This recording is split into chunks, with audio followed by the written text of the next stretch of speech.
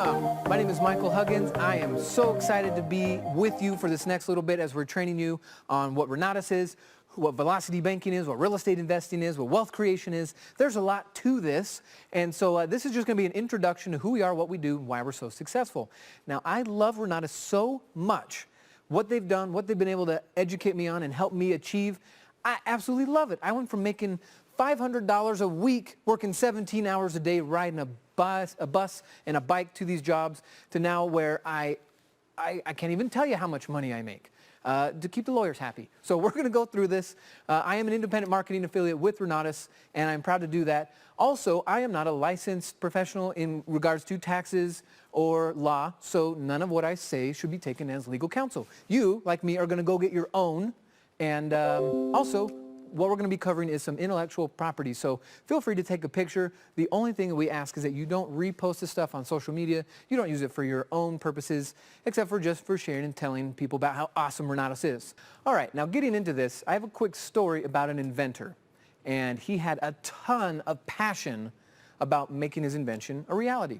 So he went around, raised up some capital, and built a car on his own, built a car. Took that car around his town and got some orders for some more cars. However, because of a lack of business understanding and structure, he ended up going bankrupt, had to shut the doors, and went back to the farm. 2 years later, he says, you know what? I can't scratch that itch. I really want to make this thing happen. So he made another car, built another business, went around town, got some more orders, but again, went bankrupt. Now, luckily, he maintained a positive attitude through this whole thing. Not many people can go through bankruptcy twice with a good attitude. Because of that good attitude, he wasn't going to quit. He decided, you know, I'm going to do it again. Now, to get some fresh air and kind of get his mind rolling, he went to a carnival, wandered into one of the tents and saw at the beginning of the tent the process and procedure. Then at the end of the tent, what that was creating. And he realized what he was missing. What he was missing, he took it back to his business, and now he is dominating, economically dominating, such a powerhouse. Who am I talking about?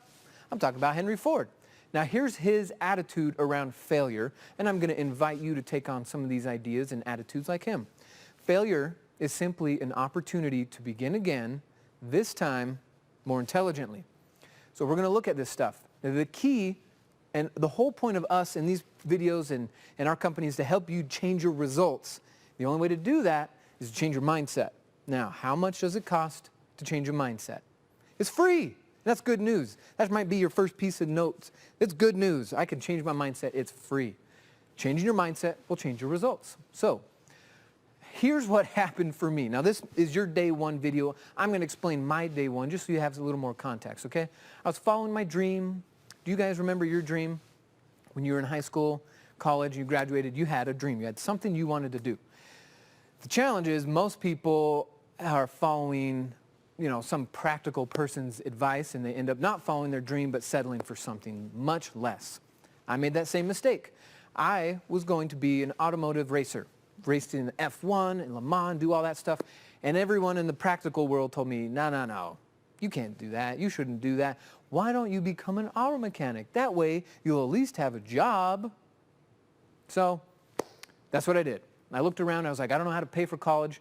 My mom's got a student loan, my uncle's got a student loan, everyone's got a student loan, so I thought a student loan was a doorway to open up something, but I found out it was quite the financial trap. I owed $30,000 on my student loan, and what I was doing was, as I was paying on my student loan, I paid them $15,000 on their payment schedule, but because it was all interest, I was still very far behind from paying that debt off. So first mistake, student loan. Now I'm trapped. Now I'm wandering around. After I graduate, I get a job. Now my first job was all right. It was the job that they had promised me after graduating college, but the pay, they told me I was going to get paid $80,000, $90,000 a year, and I was getting $1,000 on my paycheck, $2,000 on my paycheck. That's not enough, especially when you have a student loan that your grandma co-signed on. You can't be letting that stuff go into default. So after I got my first job and those first paychecks, I realized that wasn't enough. I ended up getting a second job. Now think about this. Everyone tells us when we're growing up, if you have a job, you're successful. You want to be successful, get a job. But I had two jobs, not double successful. Something to think about there. Now, after I got those paychecks and I started looking at them, I realized, and as you can see in my fun little custom-made drawings, I made these just for you guys, is I was losing an arm and a leg to taxes. So much money was going out in taxes. I'm working from 7 a.m. to 10 p.m., and half of that money is being taken in taxes. So that's another financial trap. So we're talking about student loans, jobs, taxes. These are all financial traps. So after living in my girlfriend's mom's basement for 2 years while I was still trying to get out of debt and make all this stuff work, I learned I could qualify for a mortgage. So I jumped in, got a mortgage. Now, what I've come to learn, and with a lot of people I've asked, when you got your mortgage, did you look up the word? Did you look up the word mortgage? Did you look up what it meant? Or did you just sign away and move in? Well, let's break it down real quick. Just mort, what does that mean? The Latin root for mort is death. Okay, that's a red flag. And then pledge is gage. Gage is promise or pledge. So you're making a 30-year death pledge when you get a mortgage. Did you know that? Not many people did, let alone read the darn thing. So this is why I'm saying I jumped out of that situation into a mortgage, not knowing that that was also a financial trap. So my day one, like your day one watching this video right now, I was broke, I was confused, I was lost, I was frustrated, but I had one thing going for me, and hopefully you do too, open mindset. I had a coachable, open mindset. I was looking for something new. I wanted something new, and so that was the one thing I had going for me. So keep an open mind as we go through this stuff, right? Keep taking notes. Now, that was the old me. I wanted it all to change. And there's a mistake, and you might be making that same mistake that I was making. And that mistake is, if all these other things change, like the government, like taxes, like grocery prices and gas prices, and if everything changed, then my life would be better. No, no, no. That is not the case at all. My mentor, Jim Rohn, told me, if you will change, everything will change. So some of these ideas we're going to give you are like pants. Now, you might be asking yourself, how is an idea like pants? Well, think about it this way. Before you buy the pants, don't you try them on? You walk around in them. You see how it fits, how it feels. So that's going to be like today. We're going to give you some of these ideas. Try them on, okay? If you like them, great. Keep them. If you don't, give them back. No big deal. Now, some of these ideas I have gathered from some of the smartest and most successful people on the planet, okay? Now, what do these people all have in common? Is they're all billionaires. And they've understood the financial traps. They've understood how to build businesses. They've understood proper business structure and philosophy and strategy, and so that's what we're going to share with you.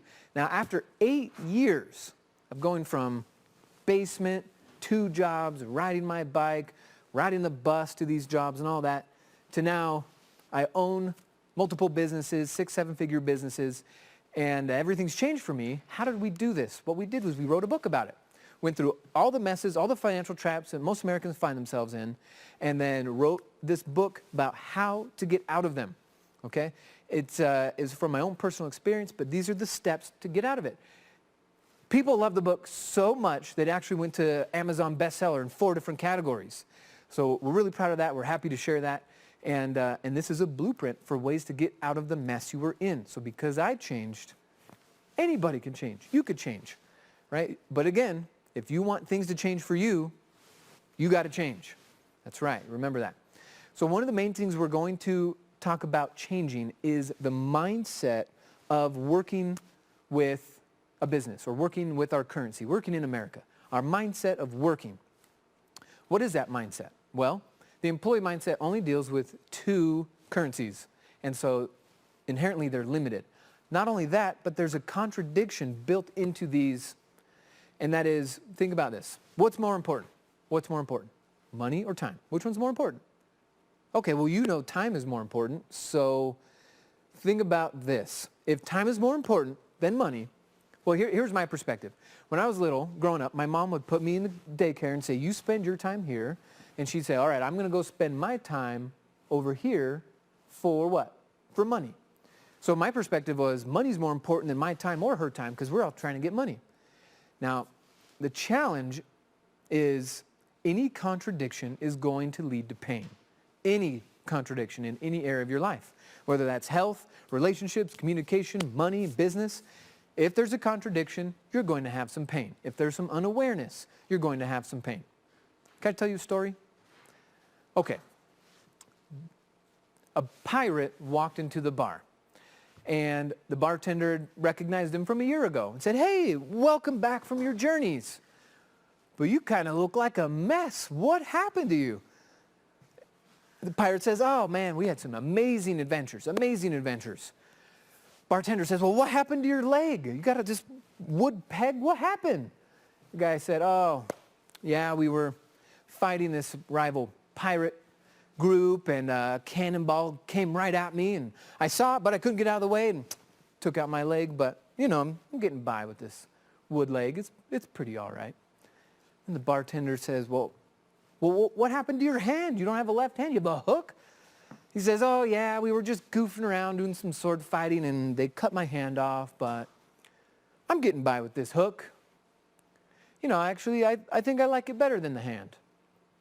Well, then the bartender says, "Well, what about your eye? You lost an eye?" The pirate says, "Oh, yeah, one day I was looking up at the sky, and some bird poop fell in my eye." And the bartender's like, "Bird poop? Who ever heard of bird poop losing an eye? I never heard of that. How do you lose your sight to bird poop?" And the pirate says, "No, that was the first day I had on my hook." So what this goes to show you is any area of unawareness will lead to pain. So that's why we're here. That's why we're training you. The more you know, the less pain you'll have and the more contradictions we can clean up. So the wealthy mindset works with 5 currencies, including knowledge, relationships, and credit. So let's clean up those contradictions. Let's clean up that unawareness and start to get this new knowledge. Keep taking notes on this stuff. And we prioritize these in the right order. Time is the most important thing. Money's down at the bottom. Now, what's interesting is a lot of people go, "Okay, but if you want more money, don't we have to move it up the priority list?"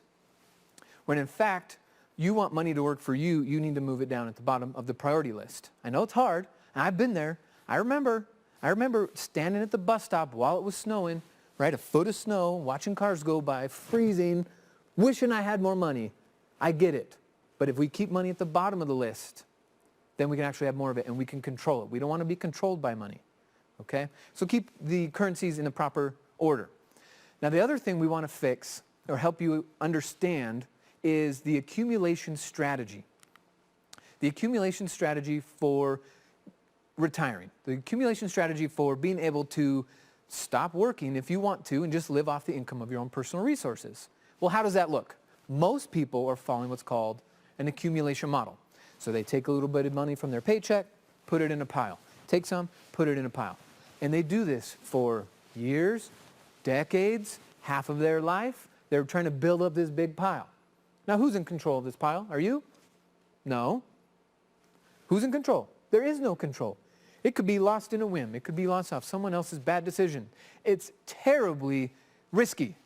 Right? And a lot of people are like, well, I don't want to do, I'm risk adverse, so I just put my money in the stock market. That is so risky.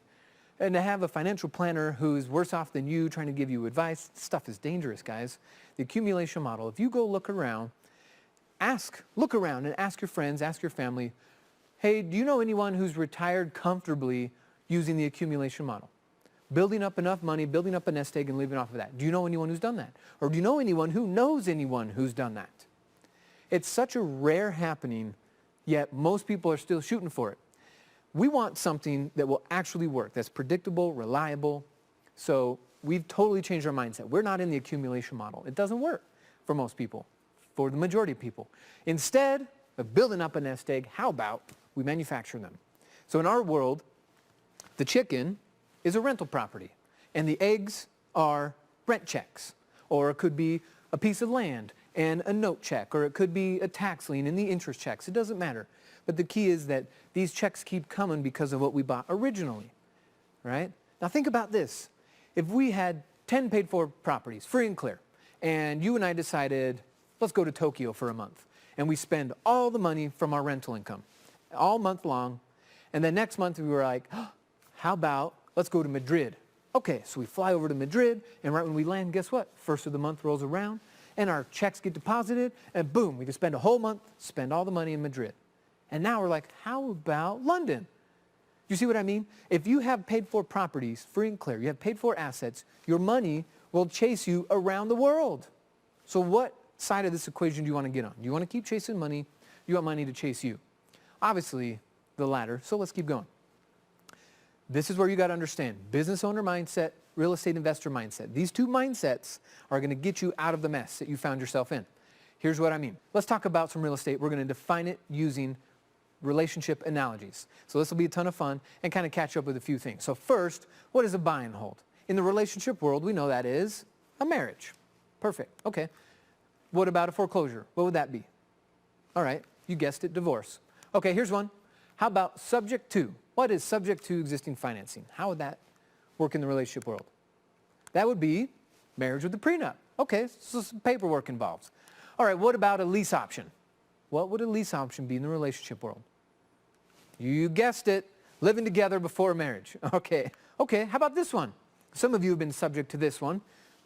What is an auction in the relationship world? It is a blind date. There you go. Okay, what about creative acquisitions? How are we going to get creative about acquiring certain things? Online dating. There you go. Okay, multifamily. What about multifamily? Someone's going to yell, Brady Bunch. No, how about this? Polygamy. Nah, I'm just kidding. That's just a joke.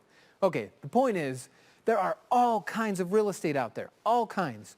And you gotta know what's involved. You got to understand the pieces of the cake, right? We're trying to bake a cake. We got all these different ingredients. What are you going to do with them? So you got to understand all the kinds of real estate. And again, the following is an example of when money was made by applying the real estate investing education. I don't have to read this. Let me tell you about a quick story about my friend Paul. Now, don't be like Paul in the first part, because I worked with Paul at Jiffy Lube for a year. Now, if you guys have ever been to a quick lube shop, it's not a glorified job at all. I had to do 11,000 oil changes a year, and they gave me $22,000 for it. Think about that. $22,000 to work all year. So I'm working with Paul, and I get introduced to real estate investing. And I tell him, dude, I figured out a way. I never need a job again. And unfortunately, he fell into this negative Nancy, yeah, right, that'll never work. Don't you know we have to work hard to make a living? And I said, no. You have to think hard. So after a year of working with this group, doing my deals, quitting my jobs, all of a sudden he decides to listen. He comes to our first training, watches an introduction kind of like this, and says, you know what? I'm going to do it. And this is an example. This is his first deal that he did within about a month of applying the training. Now, what is unique about these numbers? Take a look at the numbers. What's unique about them? Well, a lot of people are going to say, the down payment, absolutely. $187.32 to acquire a $200,000 asset. Now, we used a different real estate strategy because Paul, at this time, had a 400-something credit score, $1,900 a month income, and he was renting. Now, I didn't think about it this way, but to get a 400 credit score, you actually have to work pretty hard. So he had all these excuses. I can't do real estate because score. I don't have any time. He had 2 jobs like me. I don't have any money. What are you talking about doing real estate? And I said, dude, you don't know what I know. You don't know what this group knows. Come to a training, keep an open mind. And this is what he did. He bought this house using a real estate strategy requiring no money. It's an all-inclusive trust deed wraparound mortgage. It's awesome. You got to learn how to do it. But he was able to go from renting a 2-bed, 1-bath for $1,100 a month to owning a 5-bed, 3-bath for $1,000 a month. Now, this was a duplex, so he lived in the top and rented out the bottom. What do you think he rented the bottom for? $1,000. So he went from renting and costing him $1,100 a month to owning for no money out of pocket. Someone else was making his payment. And now he's got the tax write-off from being an owner, totally different neighborhood. People stopped stealing from his porch. 2 different lives, 2 different worlds. So some of you might be sitting here going, yeah, but I don't have any time. I don't have any money. I don't have any credit. I don't know anything. Well, that was me and Paul. We were in that world together. And we totally made that change. So if you're watching that video, just remember there are some strategies that don't require as much money or credit as you think. Now, some of you are sitting there back thinking, hey, man, I got plenty of money. I got plenty of time. I got plenty of resources and credit. I understand that, but in our community, not every single thing is going to apply to you. So stay focused. We're trying to help everybody here. Now let's look at this deal, and I'm going to test a little bit of your knowledge and some assumptions that you might be making around deals. Let's take a look at these numbers. Purchase price, $250, rehab is $70.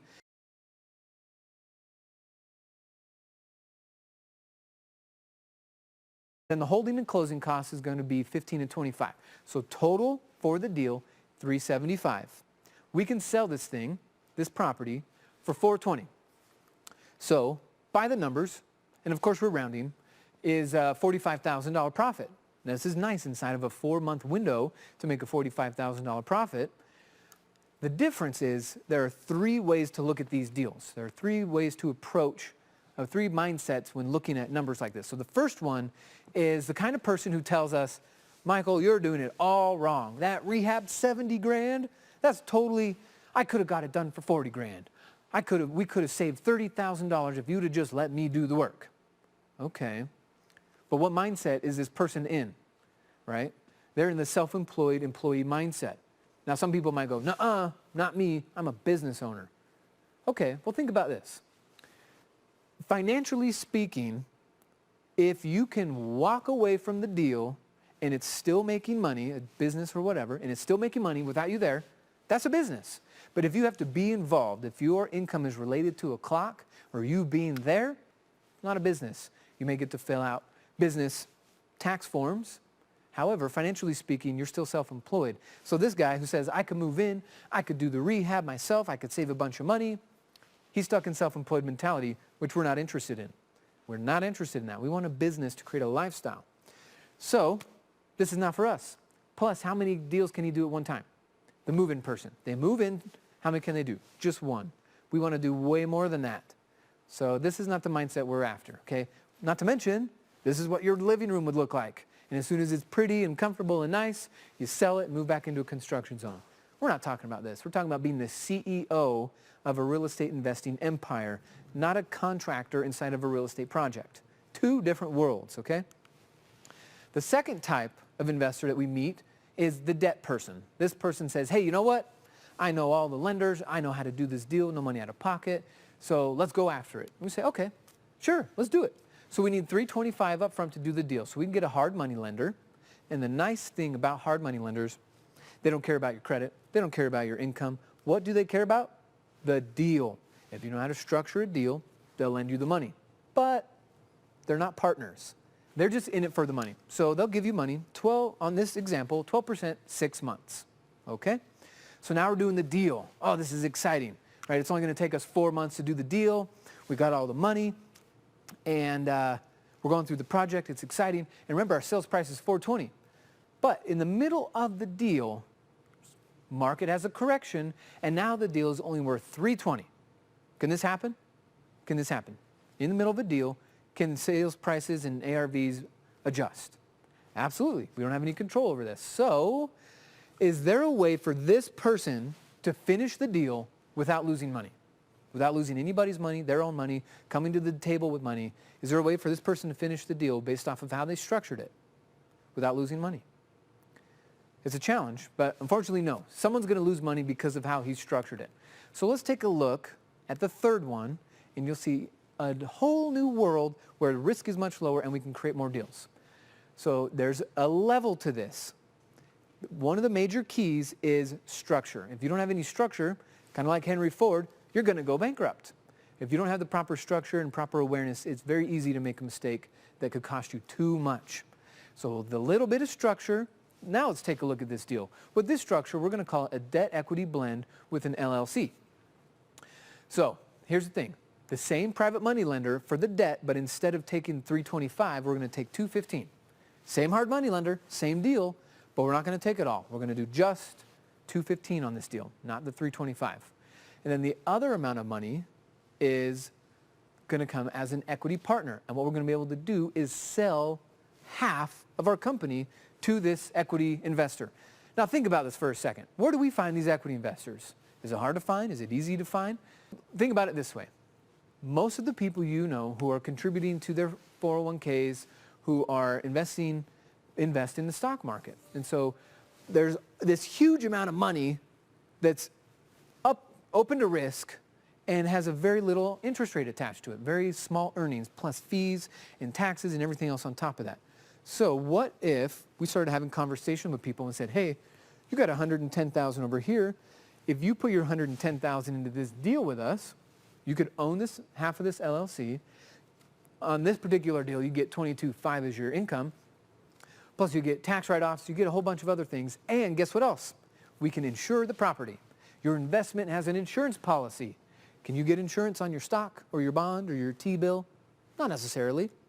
So we can have collateral, we can have insurance, we get a higher rate of return, we have control. Why not? The main challenge is TV, commercials, news, advertising. Most people tell you, put your money here, put your money here, put your money here, when really you could be self-directing it with real estate. So we have these conversations with people all the time. So finding an equity partner is the least of your concerns. And in another training, on another class, we'll show you exactly how to do that. But I want you to follow the structure on this one, okay? So now we're doing this deal, and we got our equity partner in place, we got our debt investor in place, and what we can point out to him is he can get a 22.5% return on this deal, in this example. If we use his money all year, 67. Now, again, somewhere in the middle of the deal, the price of real estate goes down. Is this going to happen? Absolutely, this is going to happen. These cycles in real estate, you could go back 100 years and see these cycles. 7 to 10 years up, 7 to 10 years down. And it just kind of cycles. So think about, when did it bottom out and start going up? Okay? Now, what do you think it's about to do? Could happen tomorrow, could happen 5 years from now. We don't know. So since we don't know, we want to create these structures so that no matter what happens, we can still make money. That's the key to being an educated investor. So also, I want to point out something else. When you're driving around and you see the gas prices went down, let's say $1, they went down $1. How would you feel? Would you get excited? Oh, yay, this thing I buy all the time is now worth less. I'm going to go buy some more. Absolutely. But why do people, when they see real estate prices go down, get depressed? If we're real estate buyers, just like we're gasoline buyers, when we see the prices go down, should we get excited? Absolutely. So these next couple years, you should look forward with anticipation, with excitement, not apprehension. Let's get excited about this stuff. Buying real estate at a discount, sometimes 2-for-1 specials. So when the market corrects, get excited, because many deals, many strategies we'll know and you'll know and you can execute where most people will be out the game. You got to go settle for a job and this and that, but you would just adjust with the times, okay? So this flexibility and the business structures are going to allow you to make money no matter what the market is doing. That's a major key. So now we're looking at this deal. Is there a way that this person, based off of this structure, can finish the deal and still make money? Let's take a look at it. If he were to go put a renter in it, how long would he have before his note is due? 6 months. That's it. Because that debt guy, the hard money lender guy, wants his money back after 6 months. So what other options do we have? Could we go to a bank and do long-term refinancing? Well, let's take a look. If a bank pulls a title report, what will they see? On this property, they'll see we owe $215,000. Okay, it's worth $215, or sorry, we owe $215, but it's worth $320. So could we go to a long-term bank and get our 30-year mortgage and put it in there? Yes, now we got a nice low payment, we put the renter in, and now in the LLC agreement, what it says is if there's a price adjustment, what we'll do is convert it to a rental, and then we'll split 50-50 cash flow, 50-50 tax write-off, 50-50 cost segregation, 50-50 everything. And then when the price comes back up, we'll sell it, and 50-50 is the profit. So that way, our equity partners make money throughout the entire process. This is a major key. So do you think that that equity person might have a friend or 2 or 5 that also have money that also might want a 22% return?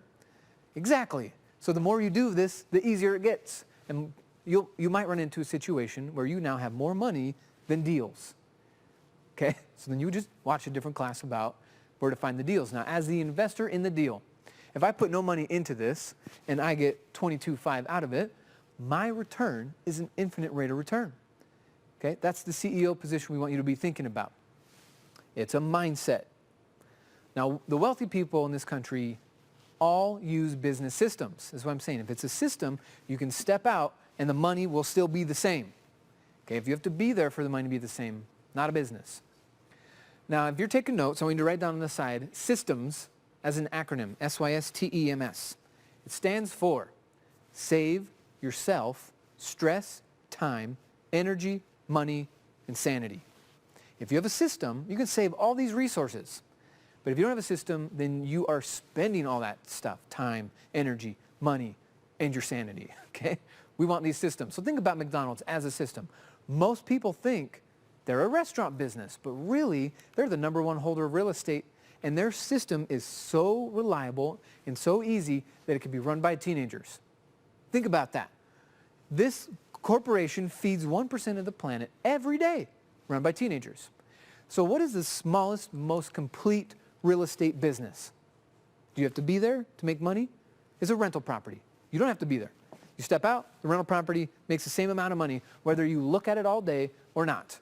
So this is what we're looking for.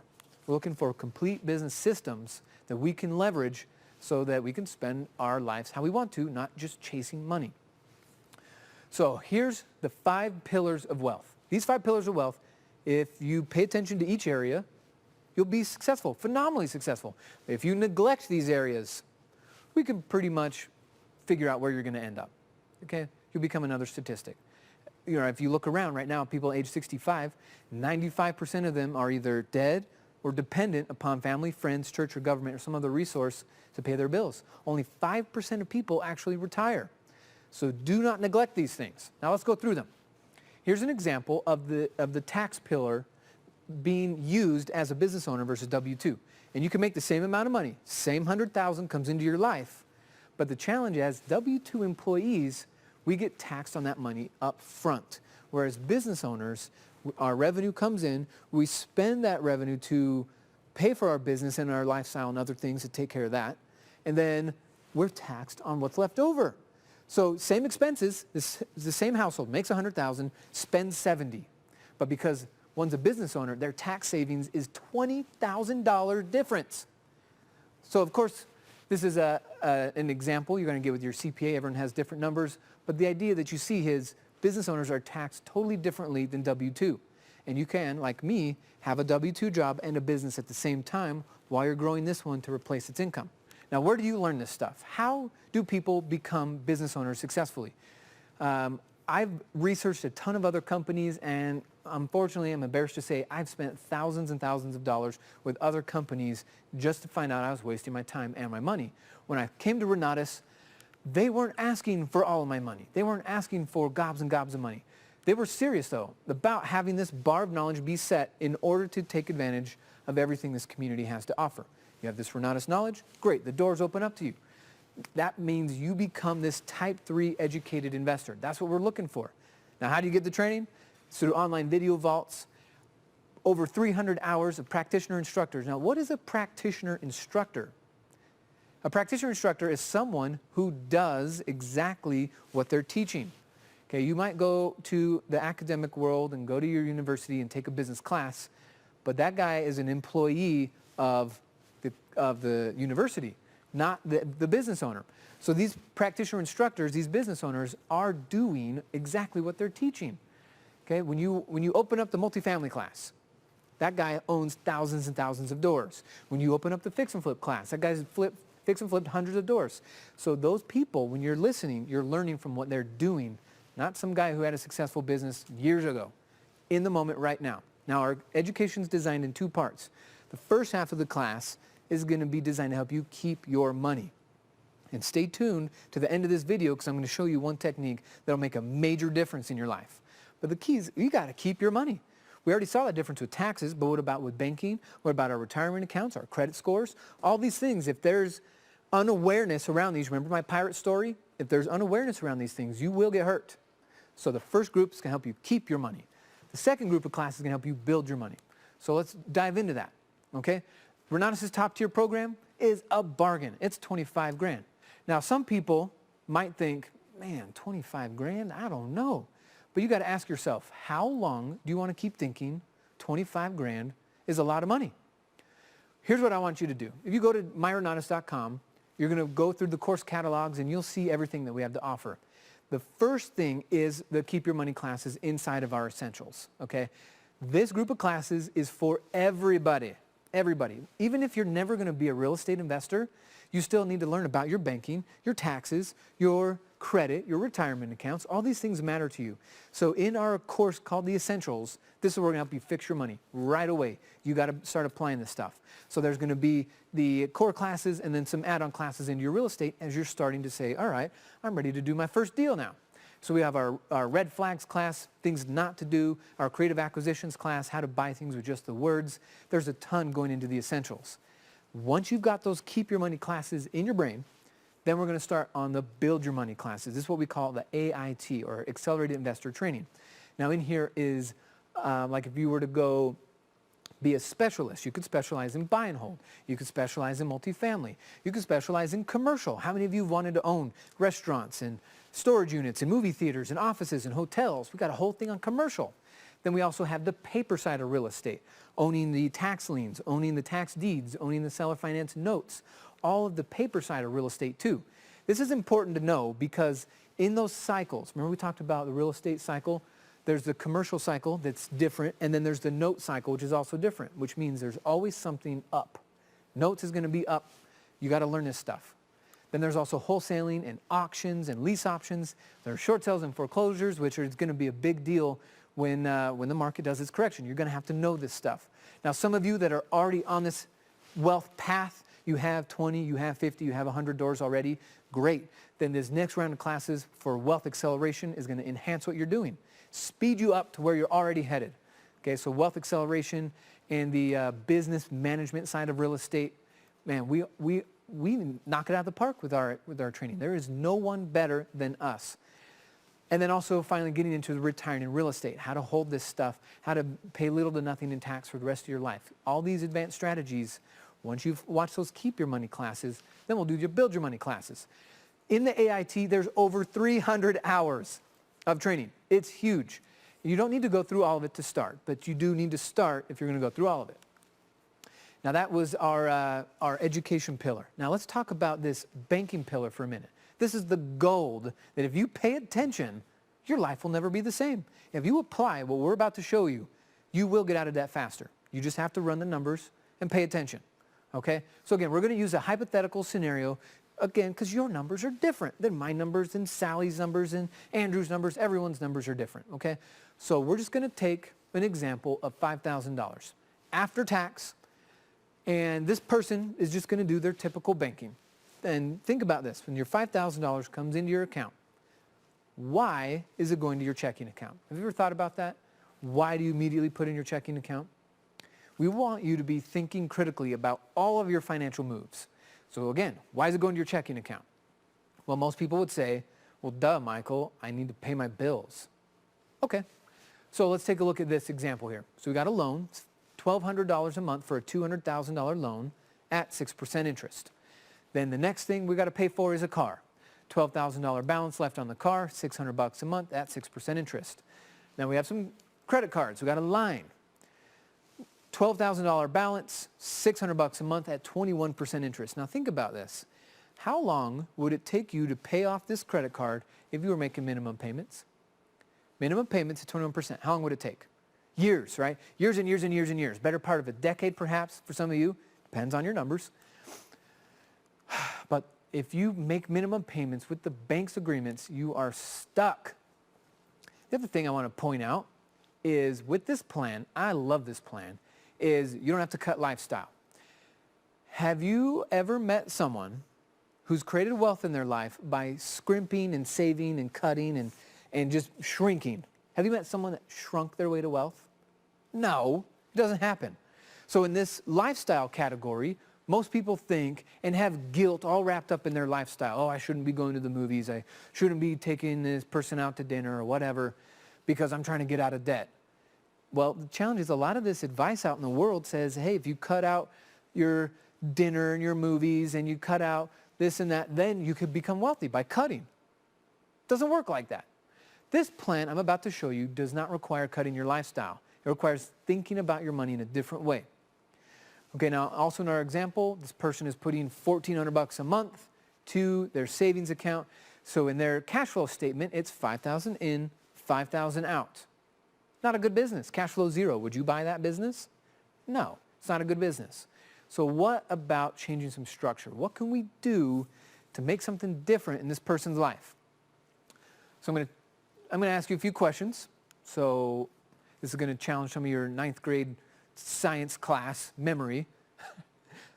But answer this. Is this a true statement? 32 degrees, freezing point of fresh water at sea level. Is this a true statement? I know some of you are probably thinking, well, you got to tell me more, Michael. Is it Fahrenheit or Celsius? Ah, okay. Is this a true statement? 32 degrees Celsius? No, it's not. In fact, this would be the true statement. 32 degrees Fahrenheit, 0 degrees Celsius. That's the freezing point. Okay, well, what about this? What about this? Which one's hotter? Which one's hotter? 32 or 1? Which one's hotter? Well, in fact, the 1 is hotter than the 32 because of this scale. So let me ask you this question. Which one costs more? Which one is more expensive? Oh, we don't know. It's hard to tell by just the numbers. See, the challenge in science, we got our degrees and we got our Fahrenheits and our Celsius, and we could tell exactly what scale it's on. But in the banking world, all we have is this percentage symbol. And so we don't necessarily know what scale it's on, and we don't know what it's costing us. So we got to dive in a little bit deeper so we know the actual numbers. So first to know is loans. You've got to understand the difference between loans and lines. First is loans are calculated on an amortized schedule. Now there's that word again, mort. Right? We talked about that. Mort meaning death. We've got an amortized schedule with a loan. Also with loans, money only moves one direction. Just one direction, to the bank. That's it. Now with lines, on the other hand, they're calculated what's known as a simple interest schedule or average daily interest, ADI. Calculated differently, and money goes in and out. Money goes in and out. It's the same as a checking account. So we're already used to checking accounts. Well, now let's look at some lines. So they're calculated differently and function differently as well. So for some of you, maybe this is the first time you've ever seen an amortization slide. Some of you have probably seen hundreds, but we're not going to leave anyone behind. So you new people, check this out. This is an amortized schedule for that $200,000 loan that I showed you. At the beginning, you can see the interest and principal ratio is almost 3 to 1. When you make a $1,200 payment to the mortgage, they're going to say $250 principal, $950 interest. That red line is the bank's profit. Now, over time, it gets lower and lower and lower. Now, what do you think most people do right around the 5, maybe 7-year mark with their house? What do? They do one of two things. They either refinance or they sell it and move into another house. Okay, but what has happened in this portion of the loan, these couple years at the beginning of the loan? What has really happened? Let's take a look at it. Let's add up 4 years. That'd be 48 payments. If you times 48 by 1,200, you're going to spend $57,000 out of pocket. Here you go, bank, 57 grand. But only 12,000 of it counts towards the debt. So you were at 200,000, and now you're down to 188, but it costs you 45 grand in interest to get down to 188. To pay off 12,000 in debt took 45 grand. Now, sometimes I'll ask people, would you ever get a 40-year mortgage? And they're like, no way. I would never do that. That'd take too long to pay off. But they'll get a 30-year mortgage and refinance at year 10. That's the same thing. And financially speaking, it's actually worse. So we want people to critically think about the moves they're making in the world. Now, what about from a cash flow perspective, the line and the loan? Let's take a look at the loan. When you make that payment, 100% of the cash flow is gone. It's now over in the bank's control. But with a loan or with a line, when you make a payment, only the interest gets taken away and the principal is left over and is accessible to make your moves. So in this strategy we're calling velocity banking, there are a couple general rules that would help you understand. Rule number 1 is lines are better than loans. Rule number 2 is the employee mindset looks at cash as currency, whereas the wealthy mindset looks at cash as velocity. Now, what the heck does that mean? Cash as velocity? Have you ever thought about that or even heard that? What does that mean, cash as velocity? Well, let me show you. It's going to become pretty obvious here in just a second. Okay, so now with our 5,000 coming in, what are we going to do? Let's do something bold. Let's change it. This is what cash velocity means. Instead of doing the typical make a minimum payment to the card, what if we took our whole paycheck and threw it at the line? And instead of operating out of a checking account, what if we operated out of the line first? And we put our whole paycheck in. What if? Well, then it would effectively eliminate that $600 allocation of cash you had to throw at your credit card, because now the $5,000 is in there. The other thing I want you guys to think about is this amount of money that's going to the savings account, this $1,400, okay? Have you ever heard of the rule of 72? Okay, if you haven't, put it in your notes. Rule of 72. Here's how it works. Whatever interest rate you're earning, however many times that goes into 72, that answer is how many years it will take your money to double. So if you're earning, for example, 1% interest, how many times is 1 going to 72? 72. So that means 72 years before your $1,000 deposit turns into $2,000. Now, will $1,000 or $2,000 72 years from now buy what $1,000 could buy today? No. So if your money's sitting in a savings account getting a 1, it's going to take 72 years to double. What if it's getting a 0.1 or a 0.01? So inherently, saving money in a savings account means you are losing. Think about it this way. It's cleverly labeled savings account, but if it was accurately labeled bank's lending pool, you might think differently. If you walked into the bank and your banker pats you on the shoulder and says, hey, did you make a deposit to the lending pool this month? You might be thinking, why am I not making a deposit to my lending pool? Why am I depositing to your lending pool? So instead they call it savings account, and now you're happy about putting money in it. Again, think critically about where the money is going. So in this example, instead of leaving the savings account where we're getting very little interest and the Rule 72 shows us it's going to take forever to double, what if we redirect those funds to work for us? Remember, money works for us. As CEOs, money works for us. So we're going to redirect that money, and now with this scenario, we have a cash flow of $2,000. So if we were to operate using velocity banking strategy, how long would it take us to pay off this credit card? Earlier we established it would be several years to pay off using the minimum payment. But if we redirect these funds and we don't cut our lifestyle, what would happen? Well, first, our $12,000 balance will go down to $7,000, okay? But then by the end of the month, we got to pay for our mortgage, our car, and our lifestyle, so it'll go up by $3,000. Now, what do we do next month? Same thing. Same thing. Now, some people say, well, Michael, what about if we have an emergency? If I'm not putting money in my savings account, then what? Well, great news, it's actually built into your line. The savings account, this cushion, the rainy day funds, it's built in right there. So if you have an emergency, access the funds, handle the emergency, and move on. If not, follow the program, and your credit card, or the credit card in this example, will be paid off in 6 months. How awesome is that? So what do we do now? Has this ever happened to you? You paid off a credit card, and they let you know, hey, great news, we're going to give you more. That's awesome. Our students know, here's what our students know about the credit limit increase. There's only for 2 things. Only assets and emergencies. That's it. If a bank gives you more currency in the form of a line, all you do is take care of emergencies and buy more assets. That's it. So sometimes people say, well, Michael, what about if I want to buy a new suit, or I want to buy a new car, or I want to go on vacation, or I want to buy a new sofa? How do I pay for these things if I can't use my line? Easy. We pay for it out of the profit from our deals. That's it. One extra step. Okay, these lines are tools from the bank for us to make money.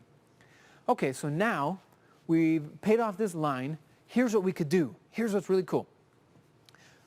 What if you took from your line $12,000 and made a principal-only payment towards the mortgage, right? You reduced it by $12,000. Could you do that? Absolutely. And here's what would happen again. Our $12,000 credit card would be paid off in 6 months. We already know this.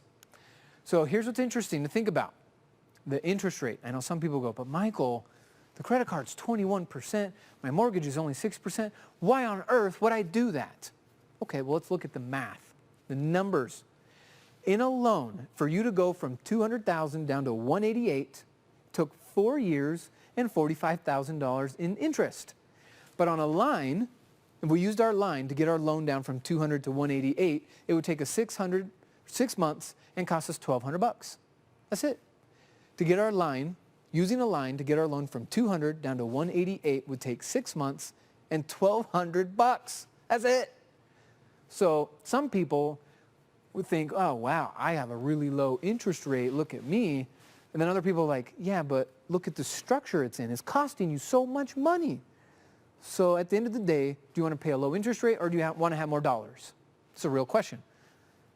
I'm interested in the more dollars. So this is why we're talking about velocity banking. So if you rack up your $12,000, pay it off in 6 months, do it again. After a couple years, guess what will happen? Your mortgage gets paid off. Not 30 years, maybe a decade, maybe only 10 years instead of 30. Saving yourself a ton of time and money. Now, when that gets paid off, the $1,200 that was leaving the bank account for the mortgage is now going to be added to the line, and this is where cash becomes velocity.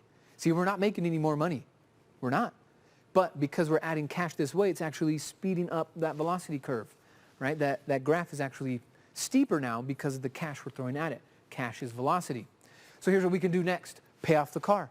And that $600 will flow right back in, speeding up the velocity curve even more. We're not making extra money, but we're paying it off faster. See, this is what we're talking about. You have to learn how to keep your money before we work on building our money. This is an incredible strategy. So now we got the house paid off, we got the car paid off, we got the credit card paid off. It's incredible. But it's not a good goal. How many people do you know start out every January, say, you know what, New Year's resolution, I'm getting out of debt this year. It's an uninspiring goal. Going from negative to zero, it's uninspiring. That's why most people don't do it. So it's a stepping stone. Paying off our debt is a stepping stone. Let's take it to the next level. What if, instead of just saying, I'm out of debt and calling it good, what if we buy some more rental properties? What if that house we paid off, we get a HELOC? Now, we already talked about HELOCs, right? We talked about a line of credit and how we could operate out of it. So with this line of credit, again, we only buy 2 things with our lines, assets and emergencies. We're going to go buy 10 properties. Now, do you remember the example I showed you with my friend Paul and how he acquired this property using someone else's mortgage? What if you did that same thing 10 times in a row? It's very easy to do. You would use your line, make your down payments, take over the property, and each one of these is going to cash flow or we're not going to do it. Now, some people say, well, where do we find these deals? Well, I just used our software and took one state, narrowed it down to one county, and then narrowed it down even more to this type of strategy. And currently, there's almost 6,000. I only need 10. How many do you need? And this is in one city in one state. We can go all over the country with this stuff. Okay? So the whole idea is getting out of debt and being smart with our money and not being intimidated by banks, not being intimidated by loans or by credit cards, not being intimidated at all, moving forward with confidence. So here's an example of one of our students. Now, I'm an independent marketing affiliate with Renatus. I have fallen in love with this education, and so that's what I do. And Dane is also one with me. In his example, he was able to get a $30,000 line of credit at 0% interest, so he could put his education on there as well as pay off his car loan, take the loan payments from the car, put it back into the line, increase his velocity curve, and get that thing paid off in less than 10 months. Then after that, he took that line, put a down payment on a duplex, and now that line that we got him, or that line that he got from his bank is now making him money. He's using the bank's money to make him money. It's an incredible system. And if you don't understand it, you might feel like this. But if you followed along with the training, you're like, oh, do tell, keep going. There's so much more. I want to pay off my student loan. I want to pay off my car. I want to pay off my duplex and my RV and my this and my that. And what about my grandma's house and my uncle's house and this and that? You could apply this strategy to so many things. Tell more people. Share these videos. We want more people to know. So at this point, it's actually pretty easy for you to take this information for granted. If you would have actually paid $1,000 to watch this class, would you have taken better notes? Would you have paid more attention? Absolutely you would have. So it's easy because things are free to take it for granted. Don't fall into that employee mindset of taking things for granted. Everything has value, including this webinar. So don't take it for granted. Take some action, change your life, get educated, make a difference. For our next training, what I'm going to encourage you to do is attend a live education session with some of the Renatus instructors, perhaps, with some of the local people running workshops. There is so much for you to plug into. So I encourage you, go find one of the local groups in your area or click on the next video because we got a lot more to share with you.